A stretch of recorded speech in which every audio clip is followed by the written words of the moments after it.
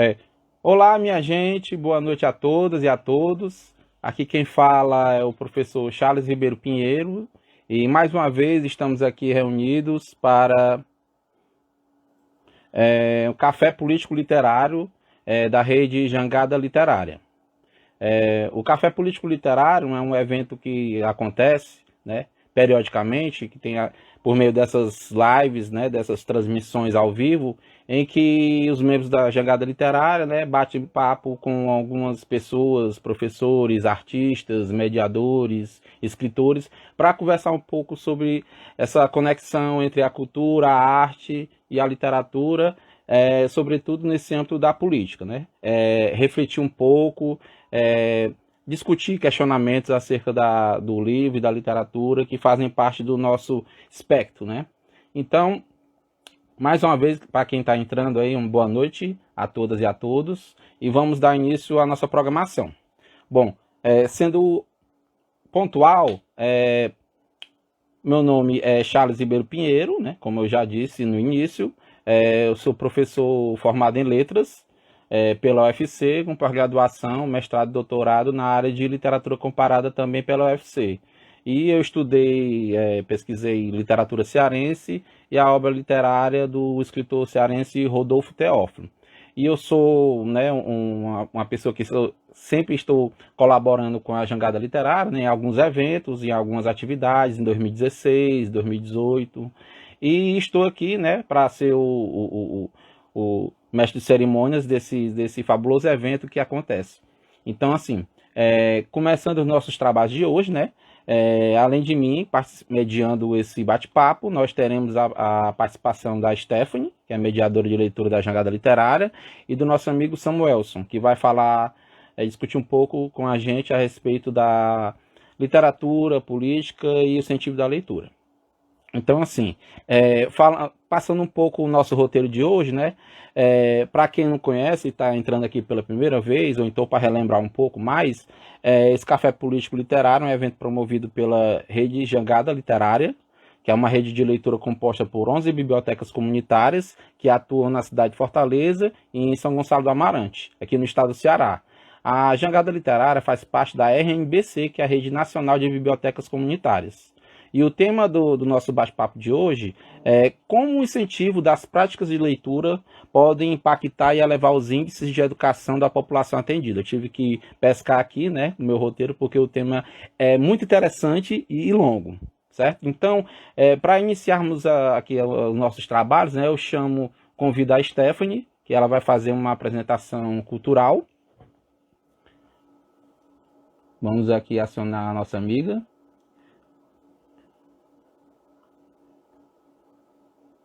Ela é assistente social e atua como mediadora de leitura na biblioteca comunitária Tenda da Leitura, que faz parte da rede Jangada Literária. Olá, boa noite. Vocês estão Pronto, já contamos aqui com a Stephanie e desejo boa noite a ela, né? E ela, se quiser complementar a apresentação que eu fiz, e você já está apta aí para iniciar a sua apresentação. Muito obrigado. Eu me chamo Stephanie, eu sou assistente social, sou mediadora de leitura da Biblioteca Tenda da Leitura, faço parte da rede Jangada Literária e hoje eu vou fazer a mediação de um livro infantil. Eu amo os livros infantis e eu escolhi o livro Letrinha por Letrinha, de Lucinda Azevedo. Diz assim a nossa história. Era uma vez uma menina que colecionava palavras. Mas para ter graça, feia ou bonita, tinha que ser palavra que sentia, que rimava letrinha por letrinha e arrepiava que nem poesia. Suas letras eram para ela um brinquedo colossal. A menina nunca duvidou que na sua caixa de palavras estava escrito o caminho do letramento. E para andar nele era preciso desbravar uma selva de livros. Um dia a caixa se encheu e explodiu. As palavras foram sendo levadas por um redemoinho, janela fora. A menina olhava aquilo espantada. e se perguntava: será que estaria correndo pelo caminho do letramento? Então, a menina tinha razão. O caminho do letramento existia. O que ela não sabia de fato era se era realidade ou sonho. Mas isso não importava para a menina aventura das palavras. E sem pestanejar, a menina danada de atrevida embarcou naquela aventura. Navegou por céus e mares, de letrinha, de palavras e de voos de colibri. E vejo aqui os teus mistérios. Ninguém sabe decifrar. A tua beleza é tanta que o poeta canta, canta. E linda, fica aqui a cantar. De repente, no balão, ele parou no ar como uma libélula e a menina viu a sua avó pela janela. Como assim? Minha avó? Ela já morreu no ano passado. Tem alguma coisa estranha por aqui. Morrer é uma viagem sem volta, mas mesmo que aqueles que partem vivem na memória de um outro que ficou.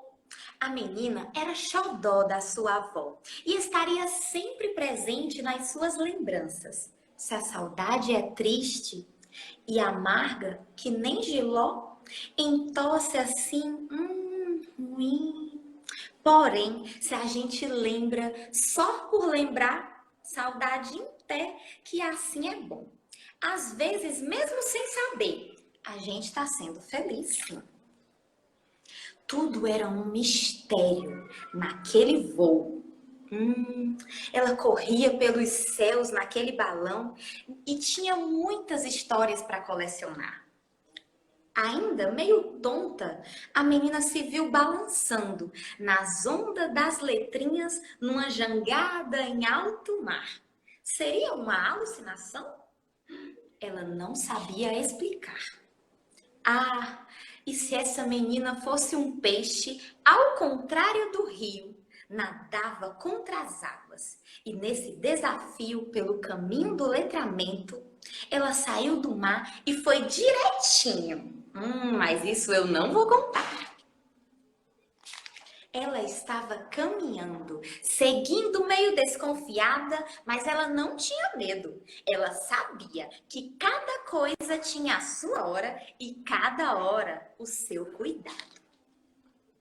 E os caminhos levaram a menina até a cidade do letramento.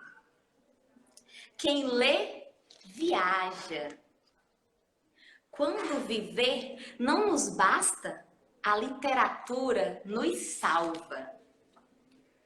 Cada um escreve a sua história e a história de cada um importa a todos nós. A menina entendeu, no final das contas, que tudo sempre conta, porque cada um de nós é um livro, cada um de nós carrega uma história no caminho do letramento. Letrinha por letrinha, vamos costurando nossas palavras nessa grande colcha de retalhos chamada vida. A menina acordou, espantada. Ela estava no chão e a sua caixa estava esparramada em cima da cama. Sabe o que ela viu? Ela achou várias palavras. Sem entender muito bem se era realidade ou se era sonho, ela se apressou em decifrar aquele sinal. E foi juntando as palavras umas às outras, formando uma corrente de elos, muito fortes. Mas que palavras eram sentimentos que não podemos esquecer. A menina então olhou para o céu e viu como estava tão lindo. Sabe o que tinha no céu? Tinha uma chuva de palavras.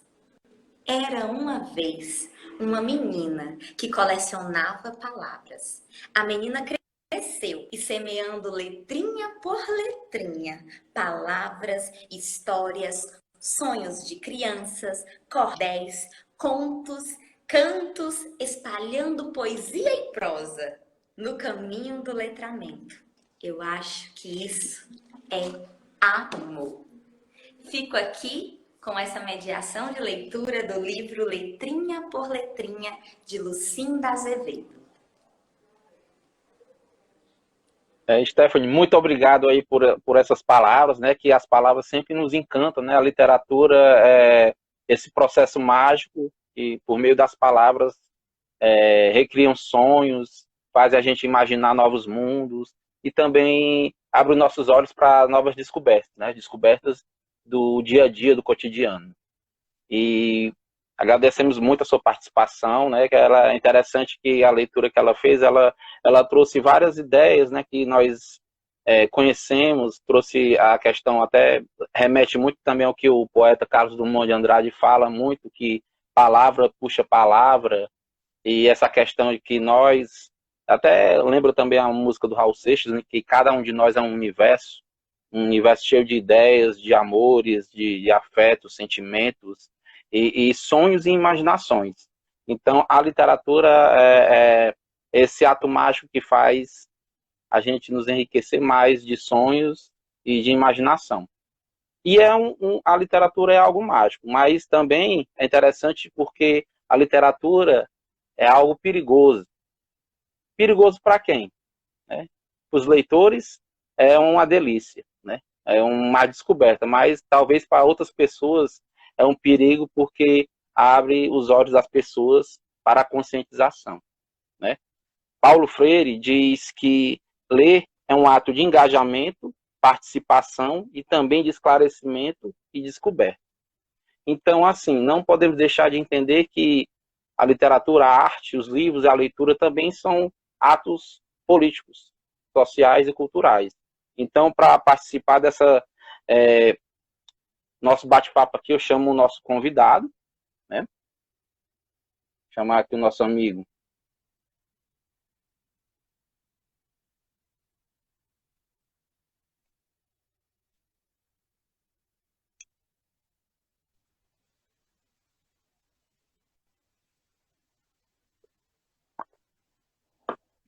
Oi, amigo, tudo bem?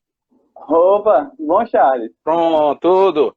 Pronto, gente. Então, nós estamos aqui com o nosso convidado de hoje, né, desse nosso bate-papo aqui, com muitas riquezas e leituras.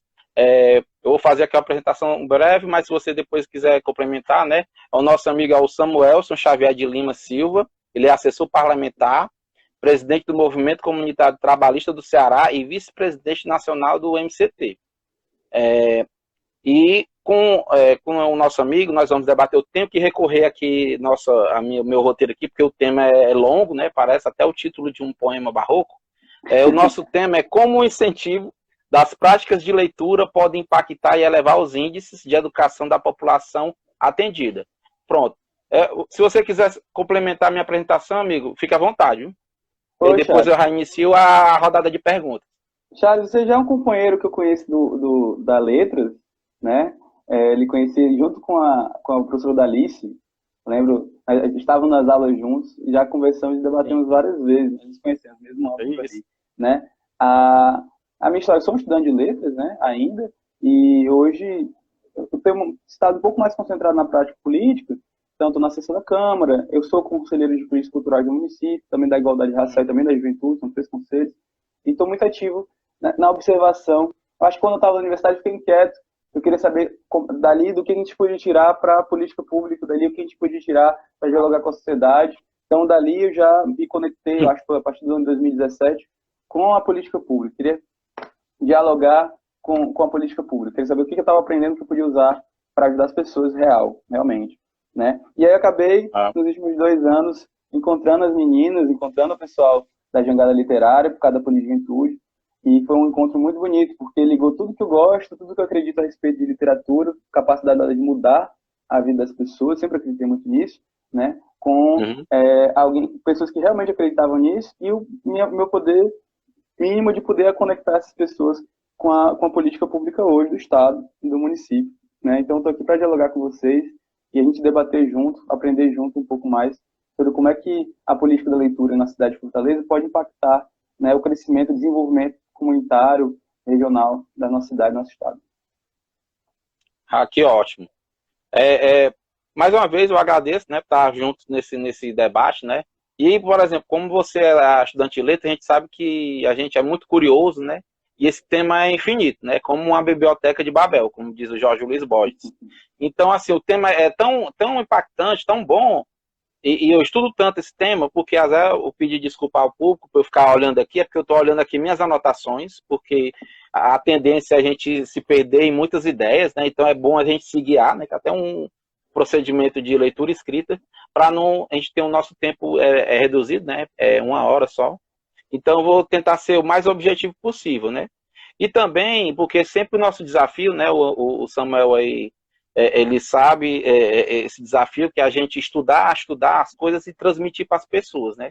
Se o conhecimento e a leitura que a gente faz, né, não puder ser aplicados como uma mensagem que tem uma comunicabilidade para o outro, é um conhecimento vão, né? É um conhecimento muito mesquinho e egoísta.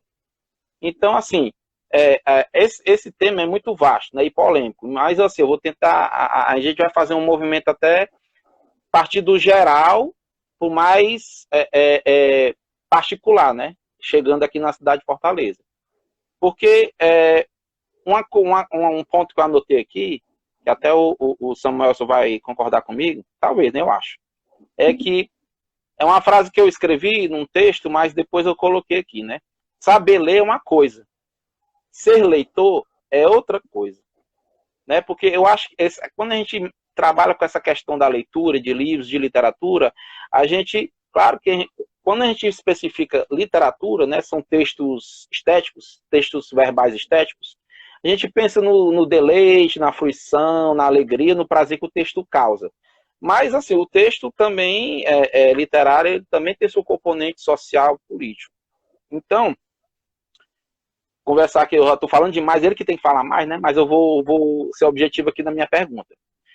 Bom, quando a gente pensa hoje modernamente em leitura, né, a gente já remete à questão da educação, da escolarização, e essa ideia de que a gente tem moderna, né, de educação, vem muito até por influência dos pensadores iluministas, né, europeus, pensadores franceses, alemães, ingleses, que pensaram a razão como uma forma de conscientização das pessoas, né?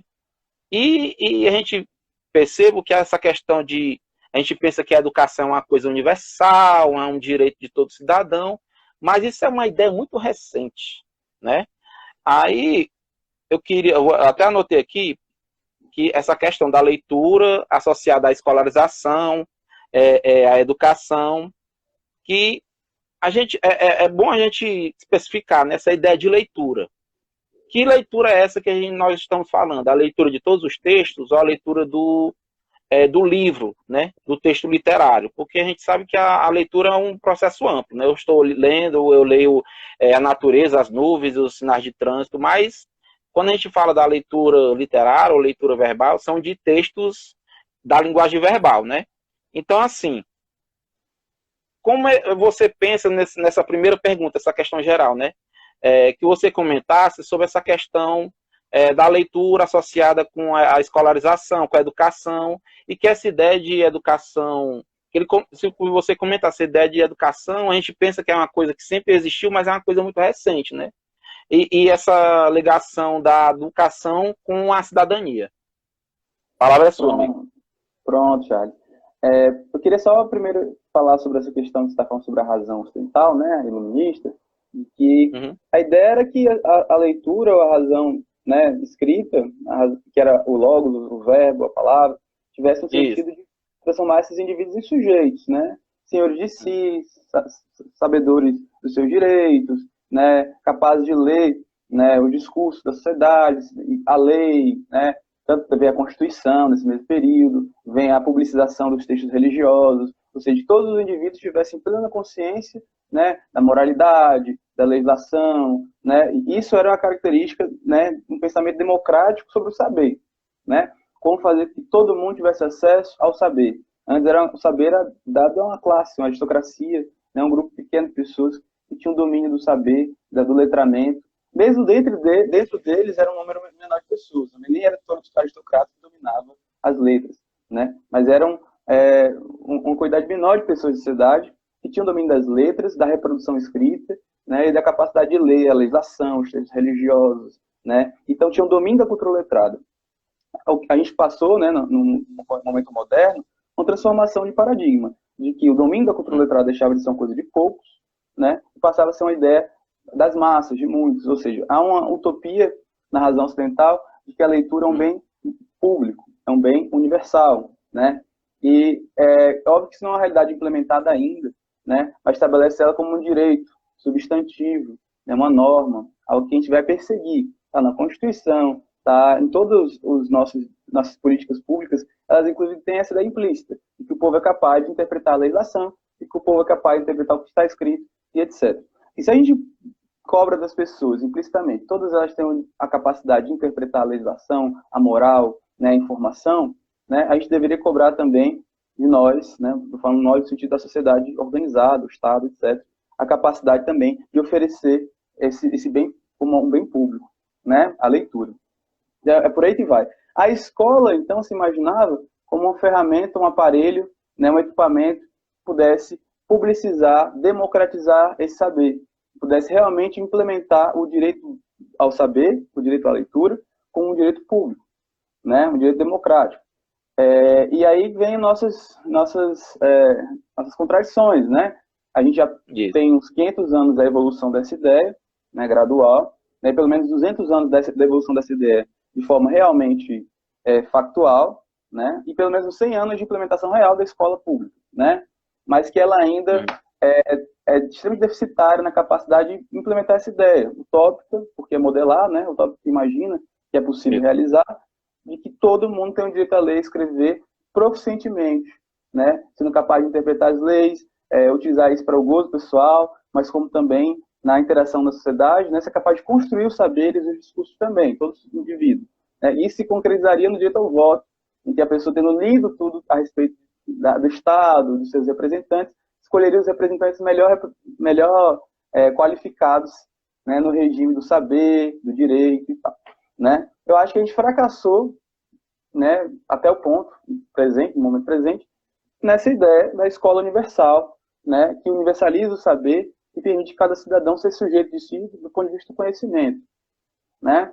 Mas esse é um debate também que tem tudo a ver com a leitura, né? Porque ele interpretou que a escola teria essa capacidade, né, uma vez implementada, né, de dar conta de todas as necessidades sobre o saber. Que o indivíduo da escola formal, quando o rapaz entrasse lá jovem, saísse de lá um jovem adulto, né, ele já teria aprendido proficientemente todas as capacidades básicas da matemática, geografia, leitura, as artes, né, como se em 19, 18, 17 anos, né, no máximo, né, na maioria das vezes, nem de escola, alguém fosse realmente capaz de sair com essa proficiência, e principalmente as básicas. E o que mostrou foi que a escola não é capaz de fazer isso até o momento presente, ou a escola que nós tínhamos não é capaz de fazer isso. Tem duas questões aí. Ou é a escola que nós temos que não é capaz, né? Ou é a escola em si que não é capaz. Aí tem duas questões. A gente pode analisar, então, a escola dos países desenvolvidos, que é uma escola bem mais desenvolvida, né?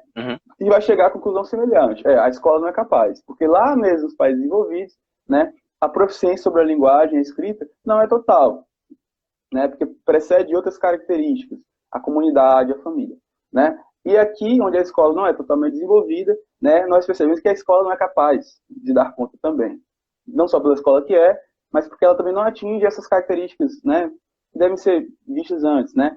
Um meio familiar, né, que é capaz de transferir o conhecimento sobre a sociedade, sobre a família, né, sobre a leitura, os textos básicos e tal, e criar uma cultura letrada mínima, básica, para que esse indivíduo, quando chega na escola, valorize o ato da leitura e o ato do estudo, do conhecimento e da educação, né?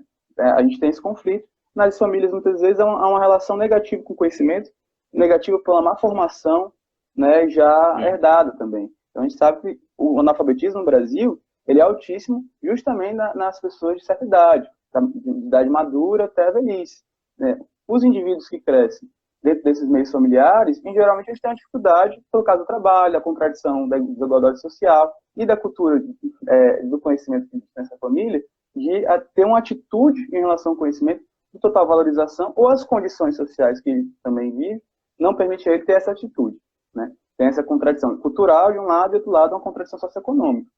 Então, a escola, me parece, a escola formal, como ela está Pois é. implementada, ela é também uma barreira e ela reproduz também algumas falsas noções para os indivíduos. Então, a gente tem que começar a pensar essa escola como não só reconstruir essa escola, mas também que ela não é o único meio possível de superar a contradição atual entre a desigualdade educacional que a gente tem, né, e o nosso sonho, Sim. né, universalizante de que todos tenham acesso ao saber, à leitura, né, e possam se comportar na sociedade com o máximo de proficiência sobre esses saberes fundamentais. Eu respondi a tua primeira questão? Alô?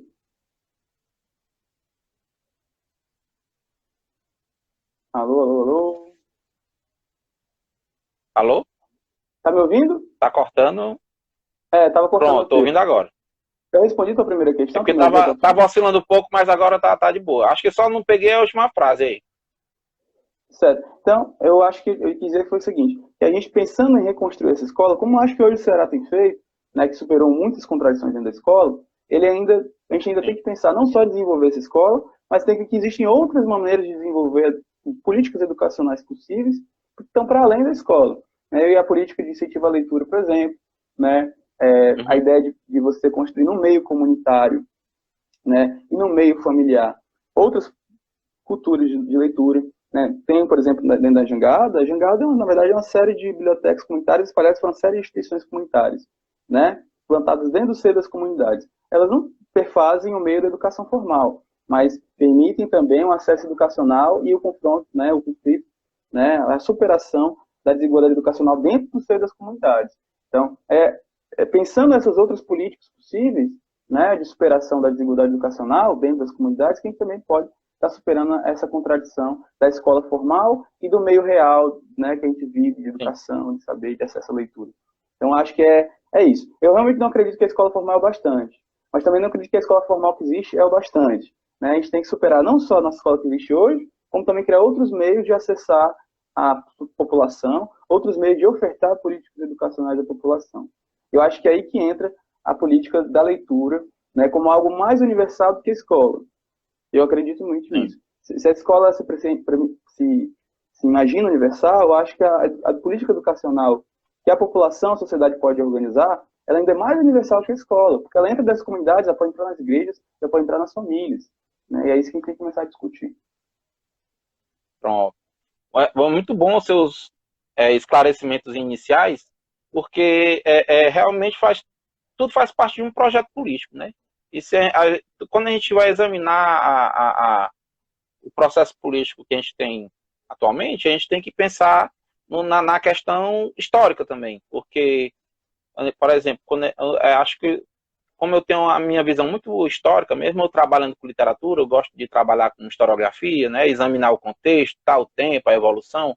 Sempre quando eu penso em qualquer questão aqui no Brasil, eu penso logo no nosso processo civilizatório, né, que foi um processo de colonização altamente violenta, né, e com o intuito realmente de explorar nossos recursos naturais, dizimar a nossa população nativa, em que o objetivo dos colonizadores realmente era, com aquela visão mercantilista, era realmente explorar e lucrar. Né? Então, desde o início da nosso processo civilizatório, não houve, por parte dos gestores, né, da metrópole, um intuito de, como é que eu posso dizer, evoluir civilizatoriamente, né? Claro, eu estou usando aqui um termo bem eurocêntrico, mas, assim, de certa forma, desenvolver a civilização do ponto de vista mesmo político, cultural, social. Era uma grande área para ser cultivada, plantada, explorada, que precisava de mão de obra, né? Ou mão de obra escravizada, a gente também não pode esquecer também a questão da do escravismo negro aqui no Brasil e das explorações e processo de dizimação do povo nativo. Então a gente percebe que o nosso processo civilizatório é calcado nessa exploração, nessa violência.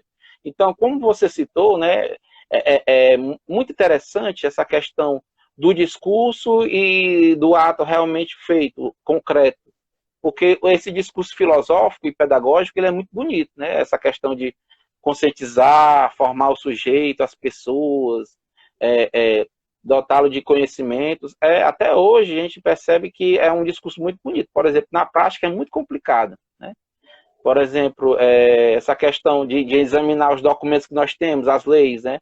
A Constituição de 88, a LDB, os PCNs e agora, né, de 2 anos para cá, a BNCC, que são discursos muito lindos, né, em relação à cultura, a questão da aquisição da leitura pelos alunos, pelas pessoas, essa questão do letramento, é muito bonito, mas a gente vê, como você citou, na prática realmente é muito complicado, porque existem componentes e forças históricas que são contrárias a essa aquisição do conhecimento pela a população, né, a massa. Que você citou, tem uma questão que estava implícito no seu discurso, essa questão do capital cultural, né, que existe o livro, existe a cultura, existem os bens culturais, mas quem tem realmente acesso a esses bens, né? Quem são esses privilegiados que podem ter livros em sua casa, ter discos, ir a museus, shows, né? Então a gente vê que a maioria da população está, infelizmente, distante do consumo desses bens culturais. E agora eu vou emendar na próxima pergunta, né?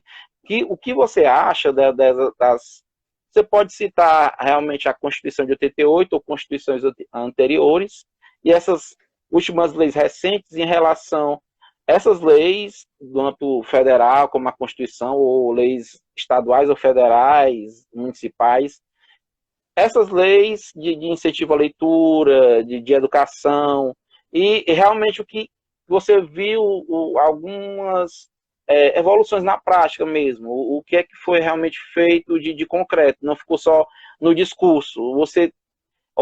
Como é que você observa isso, se você tem um exemplo para dar?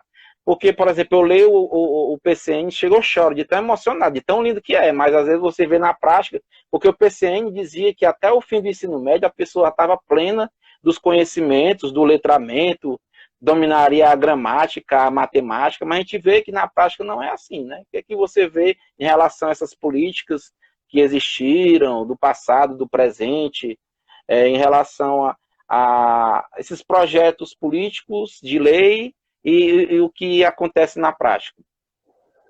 Certo. Primeiro a gente tem que entender que a educação no Brasil é um território arrasado antes mesmo dele ser entendido como um direito, né? Então, por conta porque outros países, né, que tiveram reformas liberais no século XIX, eles construíram fortes instituições educacionais, ainda dentro do meio aristocrático, da burguesia e tal, mas haviam construído. Depois, com a democratização da educação, né, da ideia da educação como bem universal, eles já tinham uma estrutura educacional para partir dali, né? A gente não teve no século XIX nenhuma grande instituição educacional, senão uma escola no Rio de Janeiro, um liceu aqui. Então, em geral, não havia uma educação, uma forte construção de instituições educacionais. Mesmo as elites brasileiras eram ignorantes, né? E era uma parte pequena das elites que tinham direito, nem direito mesmo, né? O interesse de investir em educação e tal. Então, é uma coisa que a gente tem que entender isso, né? E essas elites, quando você chega no século XX, tem a Revolução de 30, até então não existia escola pública como ideia, ali criam o primeiro Ministério da Educação, né, o Vargas, né? E aí você começa uma ideia de como é que a gente faz para construir, no tempo histórico, né, uma universalização da educação. Mas até a Constituição, não existia a ideia de ensino médio, né, para todos. Inclusive, a própria Constituição está lá, ela não fala que tem que ter escola de ensino médio para todo mundo. Ela fala que tem que ampliar a escola de ensino médio. É diferente, pode ler, está lá. Então, a ideia de escola universal também para todo mundo, ensino médio para todo mundo, ensino básico para todo mundo, é uma coisa que a gente está avançando no tempo. E a gente avança na ideia primeiro, para depois avançar na prática, que é uma contradição. Mas são poucos lugares, estados, né, que conseguiram criar grandes avanços. Mas tem o Sudeste, o sul do país, você tem momentos históricos, Brizola, no Rio Grande do Sul, né, o Brizola, no Rio de Janeiro, né, a estrutura educacional de São Paulo, mas é por causa da questão da política industrial, né, que ela teve que avançar, mas hoje são um dos piores índices de educação do Brasil, São Paulo, né, o Ceará, né, depois do mudancismo, né, do Tassi, a gente consegue ter uma política educacional no governo Cid, né, que expandiu a alfabetização radicalmente, a gente está conseguindo superar as desigualdades. Hoje, esse ano, saiu uma pesquisa que diz que o Ceará é o estado que mais conseguiu superar nos índices a desigualdade educacional, né?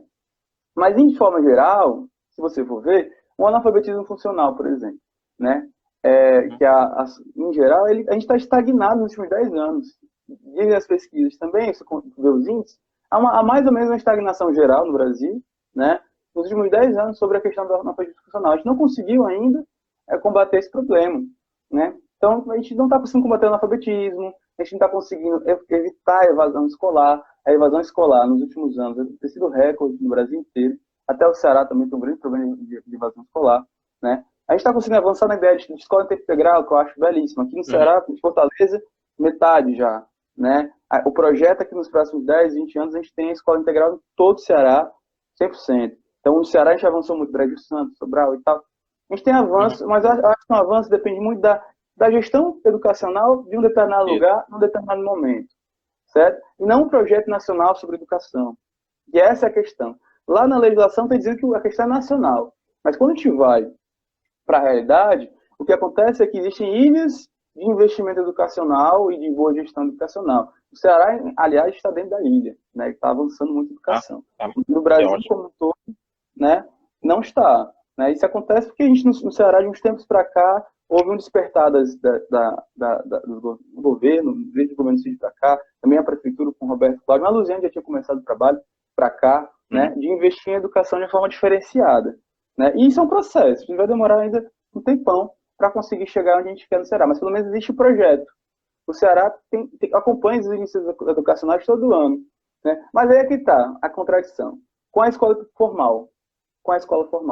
A escola formal, ela aumenta os índices gerais de alfabetização, né? E supera, de forma geral, bem grosseira, o analfabetismo. Né? Realmente, as novas gerações no Ceará, elas não mais são analfabetas do ponto de vista absoluto. Né?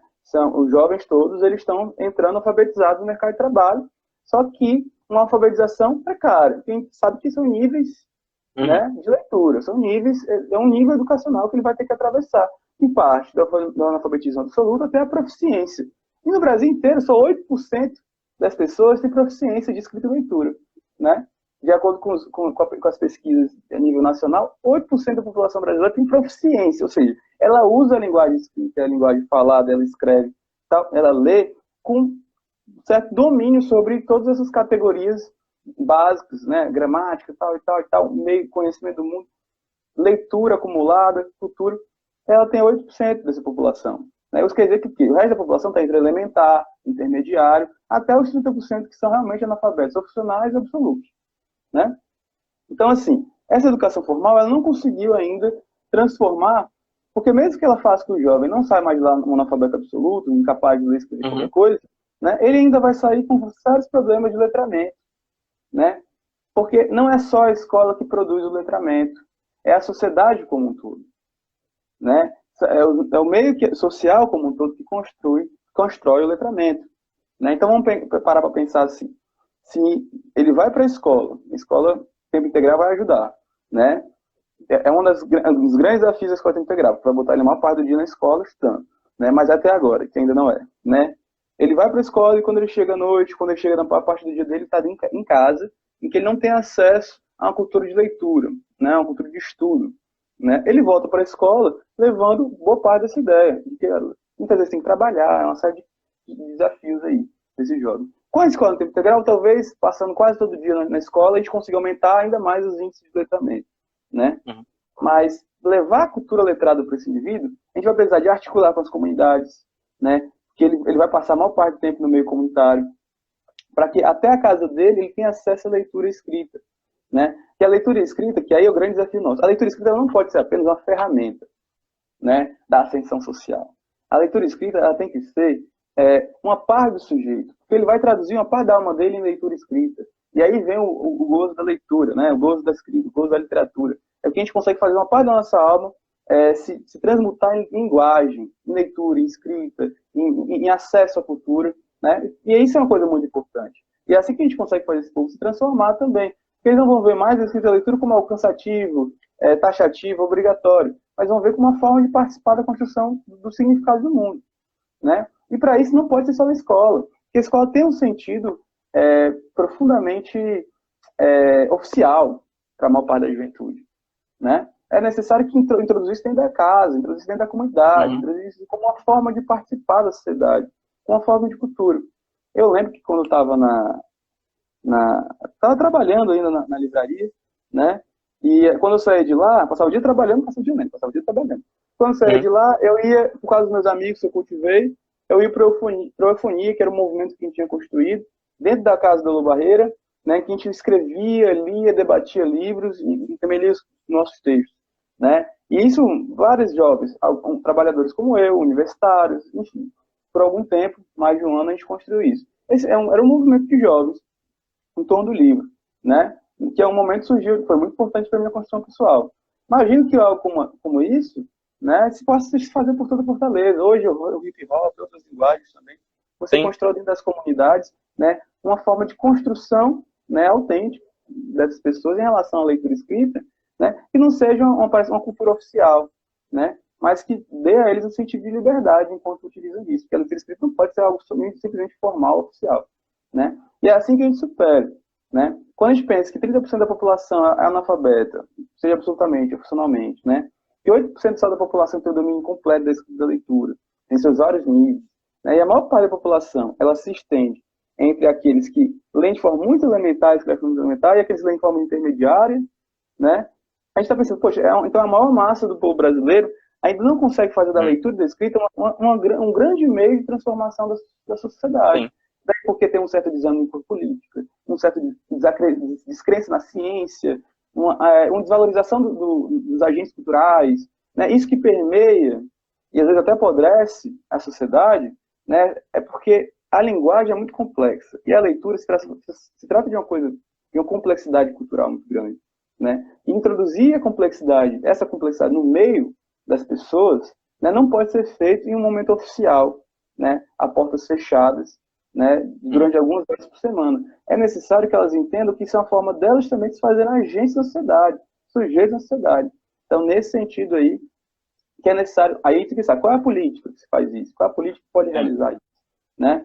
Eu acredito que a política da leitura, da educação que pode realizar isso, ela está totalmente, fundamentalmente relacionada com os agentes sociais, políticos, que atuam nas comunidades, que atuam em meio às famílias, fora dos meios oficiais das escolas, ou mesmo fora da universidade, né? A universidade também não vejo como o melhor meio para transformar esses jovens, até porque eles vão lá com o mesmo interesse que eles vão para a escola formal, a ascensão social, né? E não é só pensando nisso que a gente vai conseguir transformar. Aí quando eu penso nas entidades que a gente está falando aqui na Jangada, eu vejo isso. Está plantado dentro da comunidade, o jovem vai até lá, pega o livro, participa da leitura, você pode participar de outra atividade, né? Volta para casa e ele vê aquele lugar como um lugar onde ele guarda a vida dele, não onde ele guarda, né, o conjunto de obrigações familiares. Bom, lá ele vai buscar para se divertir, mas para encontrar os amigos, e não só um lugar onde ele cumprir um currículo, né, onde ele espera receber um diploma. Então, é quando a gente tira a leitura e a escrita do terreno da obrigação social, né, necessária à ascensão, e leva ele para uma forma de construção dos indivíduos por eles mesmos, é que a leitura e a escrita elas tomam outra dimensão, né? Que mais para frente, bem mais para frente, eles vão ter consciência, né? Que aquilo foi algo radical para a vida deles, no sentido de que eles agora estão libertos, né? De serem cooptados por um discurso, né? Que esse é o grande mal, né? Quem lê mal é facilmente lido. Então é essa a questão. Né? Quem lê mal é facilmente lido. A comunicação lê, essa é a média do homem, essa é a massa. Né? Agora, quem lê bem, não. Ele está o tempo todo crítico do discurso que vem até ele. Né? Que esse é o grande problema do brasileiro hoje. O negócio da fake news, da mentira, da má notícia. Né? O bom leitor, ele vai receber toda essa massa de informação, né? E tem ele uma massa crítica acumulada para dizer, não quero essa informação dessa maneira. Eu vou reinterpretar, vou encaixar, vou botar isso em questão. Né? Vou estudar mais profundamente isso aqui. Né? O mau leitor, ele vê tudo isso como possível, né? E ele acaba confundindo essa massa de informação.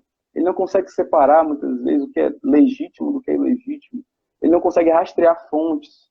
Né? Então, é necessário, é fundamental que a leitura seja apresentada desde novo, muito novo. Né? Não só no meio formal, mas também no meio informal de construção da educação, que é a família, que é a comunidade. Né? São geralmente os lugares onde também estão as maiores violências, no meio familiar e comunitário, que são as maiores violências, não é na escola, obviamente, né? E onde está mais exposto também a relação com outros problemas sociais. Então é quando a leitura chega nesse lugar, que geralmente é um lugar de violência, e é um lugar de um certo desamparo nas grandes comunidades de Fortaleza, né, que ela pode servir de caminho também, né? E eu acho que a gente tem que começar a pensar por aí. Pronto. Você tocou em muitos assuntos interessantes que já entraram já no cerne do que eu vou perguntar, né? Da nossa última pergunta, porque o tema é tão bom que o tempo vai passando, né? O tempo é voraz, ele devora mesmo. Porque a gente está discutindo questão de leitura, educação, conscientização, né? A leitura como uma importante ferramenta para a construção do sujeito, o cidadão, no âmbito da sociedade. E agora vamos falar um pouco do objeto livro. Você citou a questão das bibliotecas comunitárias, né? Com um espaço ali onde as pessoas podem ter acesso a esses livros. Por exemplo, tem uma pesquisa que é muito famosa no Brasil, que se chama Retratos da Leitura no Brasil, né? E a última foi revelada esse ano, os índices, né, da última pesquisa, dizem que o brasileiro lê 4,2 livros por ano, né, que a média de leitura do brasileiro caiu de 30% a 40%. Mas, assim, eu, como um leitor crítico, faço uma leitura crítica dessa pesquisa, e a entidade que patrocina essa pesquisa é uma entidade que é ligada aos livreiros, né, à indústria do livro. E eu percebo que, né, como nesse âmbito de observar o livro como um objeto de consumo, enfatizado muito realmente essa questão do consumo de livro, né? Compra de livros, livros que são comprados em livrarias, livros que são adquiridos por escolas, por faculdades, enfim. Então, há muito essa ênfase da questão do indivíduo que compra o livro, né? Mas nós sabemos que até uma questão, o livro é caro no Brasil, né? É uma questão polêmica aí, porque às vezes tem você citou que tem muito essa questão do hábito da leitura. Às vezes um morador da periferia não quer comprar um livro de R$ 30 que ele acha caro, mas ele compra um tênis de R$ 400. Até um ponto até que o Ferrez discutiu num vídeo que ele fez no YouTube. Mas isso aí são outras questões. Mas assim, essa questão da leitura, né? Ser só atrelada ao consumo do livro. Porque, por exemplo, no meu caso, quando eu tinha 16 anos, 17, eu não tinha dinheiro para comprar livros, mas na biblioteca eu pegava de 80 a 100 livros por ano. Aí, por exemplo, segundo essa pesquisa, eu seria um leitor? Porque eu não comprava o livro, mas eu li os livros na biblioteca, pegava livros emprestados, pegava livros na biblioteca pública, Menezes Pimentel. Então, assim, o que você acha, né, que a gente caminhando para os nossos 10 últimos minutos, essa questão das políticas relacionadas ao livro, né? Porque estão relacionadas a políticas públicas culturais, educacionais e econômicas, né? Que o livro é um objeto de consumo. Mas o que é que você acha dessa questão da aquisição, do acesso ao livro, né, como um bem de consumo, um bem cultural, um bem educativo, o acesso das pessoas, né, das periferias, dos subúrbios, por meio das escolas, as bibliotecas comunitárias? Como é que quais são, como você observa isso e quais seriam medidas interessantes e políticas, né, para facilitar esse acesso ao livro, né, o objeto livro em relação à maioria das pessoas? Eu tenho conversado muito com o pessoal da Jangada, né, com a Adriele, com a Sam, também com algumas pessoas, sobre a necessidade de construir uma política de incentivo à leitura. Incentivo à leitura, eu penso em um monte de coisa, né, desde a parte industrial, editorial, o comércio, né, então acho que o Estado tem que retirar impostos, o Estado tem que subsidiar, né, a produção do livro. Eu não vejo por que o Estado não tem um meio oficial de produção do livro, né, uma editora oficial que produza o que é necessário, né, porque tem duas formas de você ver o bem livre, né, sendo ele um bem, né, o bem de consumo e o bem público, né, e na minha visão, se a gente acha que a leitura, né, a educação, né, é básico, essencial para o exercício do direito da cidadania, né, então a gente tem que entender que ele é um bem público, né, ele é mais que um bem de consumo. Né? Mas no Brasil há uma herança aristocrática, burguesa, da apropriação do livro. O livro como objeto de luxo. Né? Não, o livro, tanto é que você vê. É muito raro a edição popular no Brasil. né? O que é forte no Brasil é a edição de luxo, né? Você conta nos dedos as editoras que produzem edições populares de livros. E mesmo essas edições populares hoje são de luxo, né? Comparado ao passado, né? Então, e o Estado brasileiro não investe como já investiu, né? Até na ditadura militar o Estado ele investia em bem de livro, né? Tinha coleção de livros. Tinha aquela coleção Vagalume, né? Coleção dos clássicos da literatura, tinha um monte de livro aí. O Estado brasileiro, no período anterior, né, ele investiu muito mais em produção do livro. Só você sabe isso lá pelas razões e interesses, mas incentivava, né? Pagava, subsidiava, né? Hoje se fala em retirada dos incentivos tributários, assim, né, de pagar imposto, taxar livro de novo, né? Hoje se discute isso de novo, que é um absurdo, né? Então, o livro é o único bem que realmente não precisa ter e não deve ter nenhum tipo de imposto relacionado a ele, que é necessário subsidiar, porque de cada livro que a pessoa lê, isso retorna para a economia milhares de vezes, está economizando milhares de aulas, está economizando milhares de recursos gastados na tentativa de sanar essa debilidade, essa desigualdade educacional. Apaixonados pelo ato de ler, né, eles não vão ter que frequentar milhares de cursos, né, instrumentais, emergenciais, né, e milhares de reais vão ser gastos em professores, vão ter que sanar essa desigualdade. Eles vão estar lá lendo, 100 livros por ano que seja, como você disse que lia, na biblioteca. Eu também lia por aí, né? Lia por aí, na biblioteca eu consumia, todo dia eu levava um livro diferente, seja a biblioteca da escola, ou quando eu tivesse essa biblioteca pública, né? Sempre que eu pude, né? Eu consumia muito, e comprava também quando podia. Mas assim, com certeza isso me corrigiu, né? Isso me deu a possibilidade de ter menos acesso a cursos e professores, né, com grande diploma, mas ter tido acesso aos grandes professores dos livros, né? Que é isso que a gente tem que pensar, né? Então, o livro é um bem público, é uma riqueza. E quem é capaz de acessar essa riqueza, né, é uma pessoa rica e vai levar prosperidade à cultura, à civilização, ao Estado, ao município, né? O município ele não tem que taxar livro, né? Ele não tem que taxar, por exemplo, incentivo a imposto sobre serviço. Não é para taxar a livraria com imposto sobre serviço, né? Sim. É uma coisa que a gente tem que discutir. Tem que parar de taxar a livraria que estão acabando pela cidade com imposto sobre serviço. Não cobra, às vezes, imposto sobre serviço de restaurante na beira-mar, mas cobra de livraria, né, que está sempre com fio no pescoço. Né? Então, a gente tem que pensar no mercado, sim. E aí eu tenho que pensar no mercado. Porque desafogar o mercado... Isso. Só uma digressão, por exemplo, a gente, há uma coisa que eu me atentei agora, porque você falou, né, a questão do livro como um investimento, né, cultural. E o livro, ele é um bem durável, né? Eu me lembro agora, né, você citou em seus exemplos, eu me lembro da universidade lá, a biblioteca da Universidade Federal do Ceará, lá tem milhões de livros, né? Uma vez eu peguei um livro, gostava muito de caçar livro e de cheirar até livro empoeirado, né? Eu gosto de cheirar de livro empoeirado. Aí eu peguei um livro para emprestado, eu fui observar, o livro ainda tinha o cartão atrás, né, de empréstimo. A última vez que ele tinha sido emprestado foi em 1981, cara. Aí eu fico imaginando, cara, como é que pode? Faz quase 35 anos que ninguém leu esse livro, eu sou a segunda pessoa em 35 anos que está lendo esse livro. E o livro ainda estava lá, à disposição do leitor. Então, por isso que é importante essa questão do livro como um investimento, né? O livro é comida que não apodrece fora da geladeira, entendeu? Então, você tem a biblioteca lá, eu trabalhava como livreiro, então eu peguei livro de todas as idades.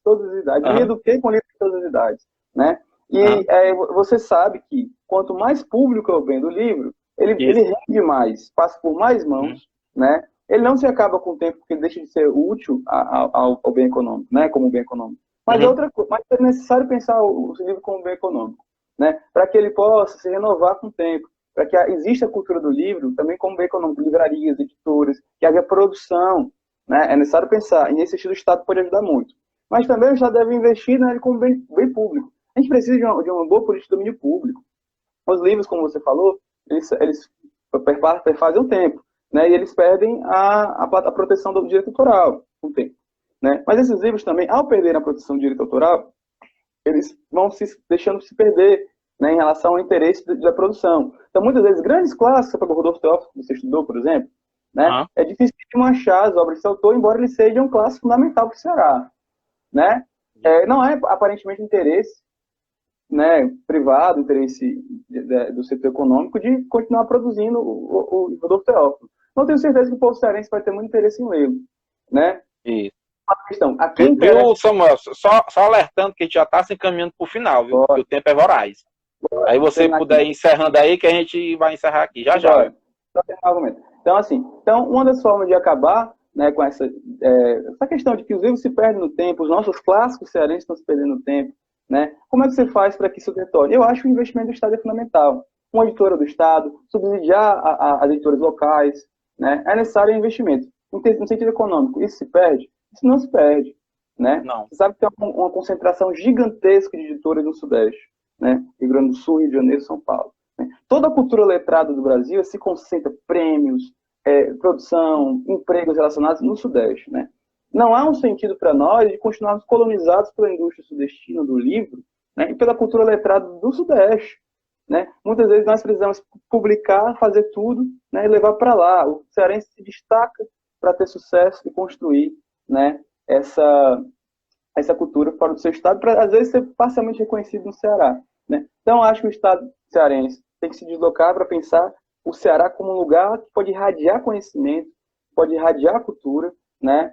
E aí a gente vai ter que utilizar das instituições comunitárias, das editoras e livrarias locais, e é possível pensar uma política para cada setor desse, uma política do livro, de incentivo à leitura, tirando imposto, né? Subsidiando, criando editais, né? Instituindo um conjunto de conhecimentos necessários, de formação necessária, né? O Estado pode propiciar isso, e criando uma relação do sistema educacional com esse sistema paralelo, né, que está no meio da sociedade, seja ele que é quase inteiramente privado, o terceiro setor, ou segundo setor, né, para que haja uma comunicação entre a educação formal, né, e a produção do conhecimento nas instituições comunitárias, na universidade, nas livrarias, nos ambientes culturais.